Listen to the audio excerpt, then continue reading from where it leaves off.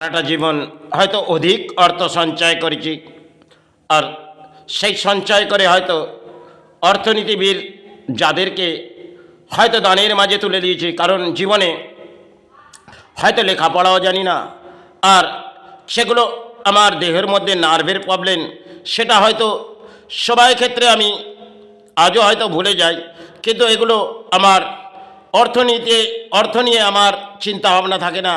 হয়তো কখনো পথে যাই, হাতে অর্থ থাকে, সে অর্থ কোথায় না কোথায় বিলীন হয়ে যায়।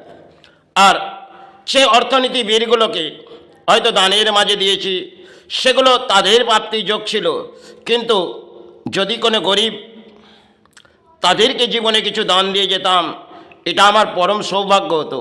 কারণ যাদেরকে অর্থনীতিবিদ তারা হয়তো উচ্চ স্তরে গেছে, আমার যে হাতের অর্থ নিয়ে একের পর এক তারা উচ্চ স্তরে গেছে, যাকে কর্ম করতে দিয়েছে সে উচ্চ স্তরে গেছে।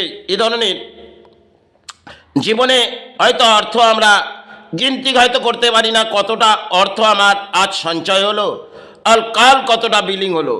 কারণ এই জীবনে দেখবে প্রাণী হিসেবে অর্থ অধিক হয়তো কারো জীবনে আসে, কিন্তু তিনি হয়তো যোগ্যতার মাঝে সেই জায়গা রাখতে পারে না।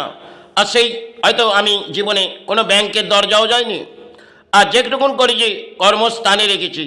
হয়তো কাউকে গোল্ড দিলাম 50 গ্রাম, তিনি একটু কিছু ভুলের বশত তার কিন্তু জীবনে প্রাপ্তি যোগ হয়ে গেল। আবার কাউকে টাকা দিলাম, তার প্রাপ্তি যোগ হয়ে গেলেন। এগুলো জীবনে বহু অঙ্কের টাকা তারা অর্থনীতিবিদ আজকের তারিখে, কিন্তু তাদের অধিক অর্থ হয়তো সেই জায়গাটা আমার সেই চরণে প্রণাম জানাই। আমার এ নিয়ে আমি জীবনে অর্থ নিয়ে হয়তো পারিশ্রমিক করে গেছি, অর্থ হয়তো বেঁচে থাকার জন্যে তার জন্যে অধিক লড়াই চালিয়েছি।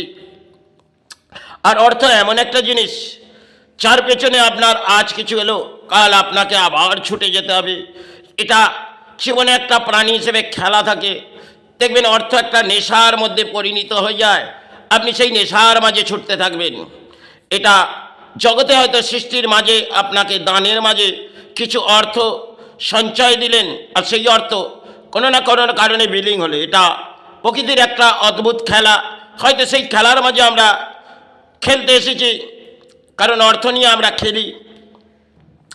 আর বহু মানুষ দেখবেন অর্থের গিনতি তারা ঠিকভাবে জানে না। যেরকম আমি অর্থ হয়তো এক একটা সময় হাতে গুনে না গুনে অর্থটা সেটুকুন হাতে তুলতাম, সেটা যেন অদ্ভুত একটা খেলা ছিল, সমান সমান হয়ে যেতেন।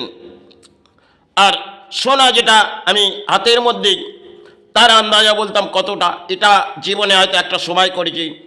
হয়তো সোনার গোল্ডের কারবারে ছিলাম, আজও হয়তো সেমই কিছু করি, কারণ অর্থনীতিবিদদের কাছে গেলে হয়তো ভিক্ষে দিয়ে আসতে হবে। তারা ধর্মের মাঝে নয়, তারা অধর্মের পূজারী, তাই অধিক অর্থ তারা হয়তো আমার প্রাপ্তিযোগ, তাদের প্রাপ্তিযোগ ছিল, আর আমার দেবার দান ছিল। যদি কিছু গরিব এবং মধ্যবিত্তকে দান দিতাম, আমি জানতাম আমার পরম সৌভাগ্য হতো।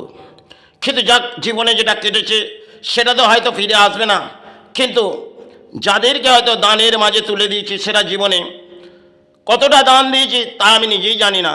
এমনও সবাই গেছে, ছেড়ে চলে যেতে হয়েছে বাংলার মাছ থেকে। হয়তো একটি বছর সেটা হায়দ্রাবাদ শহরে গিয়ে হয়তো কাটিয়েছি, কারণ মায়ের সেবা বন্ধ করতে হয়েছিল, কারণ নির্দেশ রেখেই হয়তো বন্ধ করেছিলাম।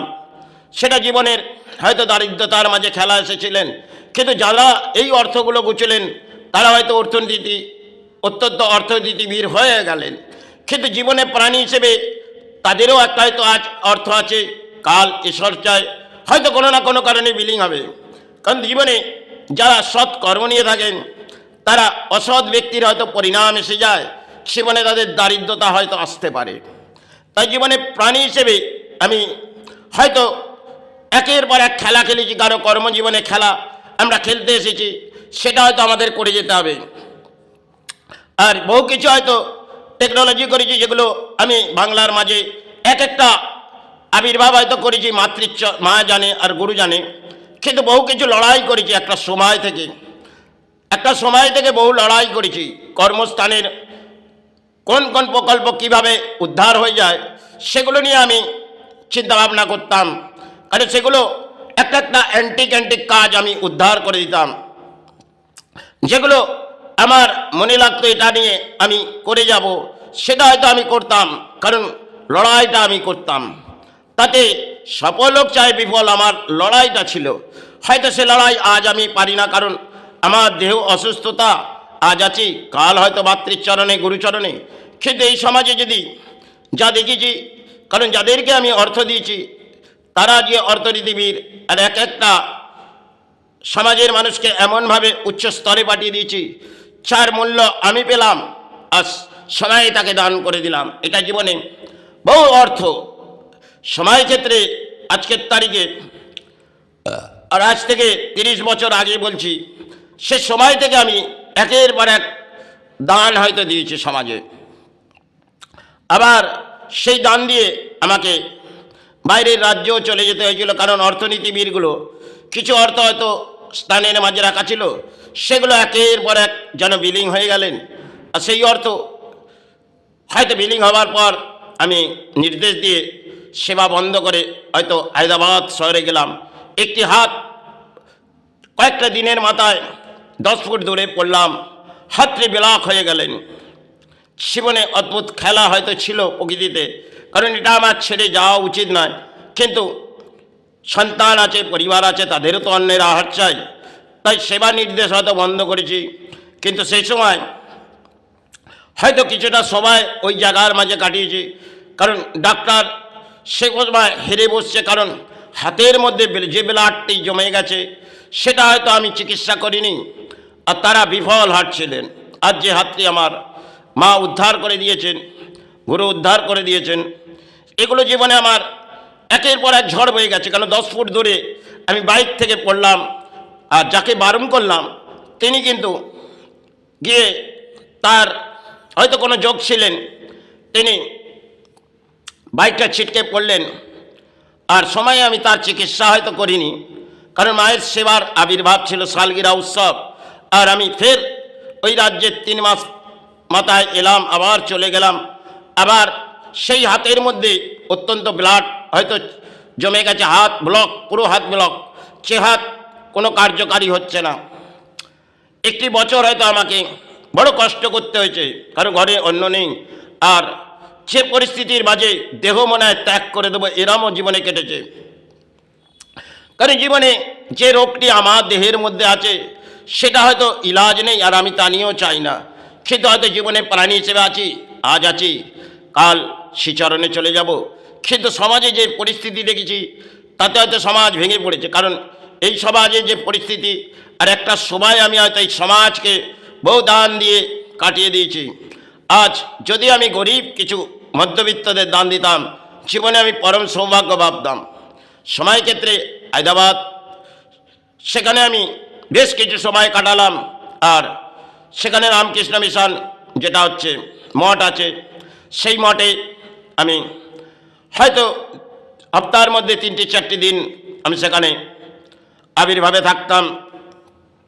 আর সেই জায়গার মাঝে আদ্দাস মহারাজজি বলেছিলেন, কারণ যখন আমি হাতটি ব্লক হয়ে গেলেন, কারণ মেডিসিন কেনার মতন আমার কাছে সে অর্থ নেই, তখন আমি সাহায্যের হাত হয়তো মেডিসিনের জন্য চাইছিলাম। হয়তো তারা দিয়েছিলেন, কারণ আমি সেটাকে মেডিসিনটা খাইনি, কারণ মেডিসিনগুলো নিয়ে আসছি আর সেগুলোকে হয়তো দেহর মধ্যে প্রবেশ করছি না। কারণ হয়তো যেটা ফিজিটাপিস করে কিছুটা সময় হয়তো কাটিয়েছিলাম, আবার সেই জায়গা আবার ব্লক হয়ে যায়, আবার যেন অত্যন্ত কষ্ট আসে। ফের করোনা কাল এসে ফের একটা ঝড় জনজীবনের মধ্যে দিয়ে বয়ে যায়, হাতটি পুরো ব্লক, সময়ে অত্যন্ত কষ্ট পাচ্ছি। তা গাই মাতা যিনি, তিনি আমাকে উদ্ধার করেছিলেন বটে। এর অদ্ভুত খেলা, কারণ আমি যখন পথে শুয়ে পড়ছি, কারণ এতটা যন্ত্রণা ভোগ করছি, মাকে ডেকে যাচ্ছি, গুরুকে ডেকে যাচ্ছি। একজন সাধক ছিলেন, গুপ্ত সাধক শ্যামাকাপা, তাকেও একটি ব্যাখ্যা বললাম। তিনি বললেন এটা ঠিক হয়ে যাবে বাবা, ইনি একটা কথা বলেছিলেন বটে। যাই হোক, সেটা গুরু হয়ে আমি তাকে শ্রদ্ধা করছি। তারপরে সেই গাই মাতা এসে হয়তো একটি আমাকে আঘাতের মতন ধাক্কা দিলেন, আমি পড়ে গেলাম। কিন্তু পর থেকে আমার হাতটি আস্তে আস্তে সুস্থ হতে লাগলেন। হয়তো সেই হাত নিয়ে আমি ডাক্তারের কাছেও ছুটেছিলাম, কিন্তু ডাক্তাররা যে ব্যাখ্যা করছে সেটা হচ্ছে কেউ স্পন্ডাইলাইটিস, গলায় বেল্ট বাঁধতে বলছে, আবার কেউ যে কোনো মেডিসিন। কিন্তু এগুলো আমি মেডিসিন হয়তো জীবনে বহু কেটেছি, আর মেডিসিন সম্বন্ধে যেটুকু আমার আত্মাবৃদ্ধি লাগে সেটাকে আমি ফেলে দিই। কারণ যে কোনো ব্যথার ওষুধগুলো আমাদের দেহের মধ্যে এগুলো ক্ষতিকর, কারণ এই ব্যথার ওষুধকে আমার পেচ্ছাপ দিয়ে ইনফেকশান হয়ে যায়, আর অত্যন্ত আকারে ব্লাড বেরোতে থাকে। হয়তো পিজি হসপিটালে গিয়ে সেখানে তারা মেডিসিন দিয়েছিলেন বটে, ফের বিভিন্ন নার্সিংহোমে গিয়ে সেখানে এক সম্মুখীন মুখে পড়ে যায়। কেন দুটি জাতক অপারেশনটি করলেন, বহু অঙ্কের অর্থ বিলিং হলেন মায়ের স্থান গড়ার বেশ কিছু সময় আগে, ঠিক 3টি মাস আগে। এবার দুটি কান 10 দিনের মধ্যে চলে যায়। একের পর এক ঝড় বয়ে গেছে জীবনে, হয়তো ঝড় হয়তো বহু বয়েছে, আর আমি কাটিয়েও দিয়েছি। সেটা মায়ের আশীর্বাদ, গুরু আশীর্বাদ। জীবনে দারিদ্রতা বহু কাটিয়েছি, ঘরে এমনও সময় কেটেছে অন্য নেই। সময় হয়তো জীবনে বহু দারিদ্রতার মাঝে কাটিয়ে দিয়েছি, তবুও সমাজের দান নিয়ে আমি কাটাইনি, আর নিতেও চাই না। বেঁচে থাকাকালে যেটুকু মায়ের সেবা চরণ ভরিয়ে যাব সেটা পারিশ্রমিক করে। জীবনে হয়তো আজ আছি, কাল আমাকে চলে যেতে হবে, কিন্তু সমাজের অর্থ নিয়ে আমি কোনো মাতৃচরণের সেবা চালাইনি, আর চালাতেও চাই না। কারণ আজ আছি, কাল হয়তো মা সে চরণে নিয়ে নেবে, হয়তো পারিনি হিসেবেছি, এটা আমার জীবনে দুর্ভোগ থাকবে, তাই সেটা কাটিয়ে যেতে হবে। যাই হোক, এর থেকে বড় অংশের আর কিছু ব্যাখ্যা দিতে চাই না। জীবনে হয়তো দেখবেন ধর্মের আশ্রয় নিলে নিশ্চয়ই আপনার গ্রহ থেকে কিছু না কিছু রিলিফ, একটা সময় হয়তো আপনাকে লড়াই করতে করতে আপনি কিন্তু সফল হবেন। হয়তো আমরা যেগুলো নিয়ে ভাবি যে একটা ইলাজ করলে আমাদের সফল হবে, কিন্তু আমার জীবনে যেটা ঘটেছে, ইলাজে বহু অর্থ চলে গেছে, কিন্তু দুটি কান চলে গেছে। আজ পোস্টেরটি সেটা আর কিছুই নেই, কারণ সেটা 1 থেকে 1.5 ইঞ্চি আর আছে, সেটা স্তব্ধ হয়ে যাচ্ছে। কারণ হয়তো সেটা আমাকে জীবনে, এটা আমার জরাব্যাধি। কারণ একটা সময় আমার লিঙ্গের মধ্যে হয়তো কোনো কারণে একটি রোগ বহু সময় ধরেছিলেন, আর সেটা একটি অপারেশনের পর বিফল হয়ে দাঁড়ালেন, আর দুটি কানও চলে গেলেন। যাই হোক, কান গেছে গেছে তা নিয়ে আমি কিছু ভাবি না। পথে হয়তো যখন চলি তখন মাতৃ সাহার আর গুরু সাহারার মাঝে আশপাশে যতই গাড়ি থাকুক যাই থাকুক, আমি কিন্তু পারাপার করি। আমি কোনো গাড়িকে দেখি না, আর দেখতেও চাই না। আমি নিজের ধ্যানে হয়তো কিছু গান আবির্ভাব শুনি, হয়তো পথ চলি। কারণ একটা সময় আমি চোখ বন্ধ করে গাড়িও চালিয়েছি, যে সাইকেলটি আমি আজও চালিয়ে যাচ্ছি, সেটা একটা সময় হয়তো আমি করেছি। তবে এগুলো আমার করা উচিত নয়, কিন্তু এগুলো আমি একটা শক্তি মন্ত্র নিয়ে আমি কিন্তু লড়াই করেছিলাম। যাই হোক, জীবনে হয়তো প্রাণী হিসেবে বহু কিছু করে গেছি, আজ আছি, কাল হয়তো শ্রীচরণ। যাই হোক, এবার আমি শেষ ব্যাখ্যাটাই আসছি। কারণ জীবনে বহু ঝড় আমার জীবনে বয়েছে, তাতে সমাজে কোনো মানুষের না জীবনে ঘটে। কারণ ঝড় হয়তো বয়ে যাচ্ছে, আর হয়তো সন্তানেরও ঘটছে।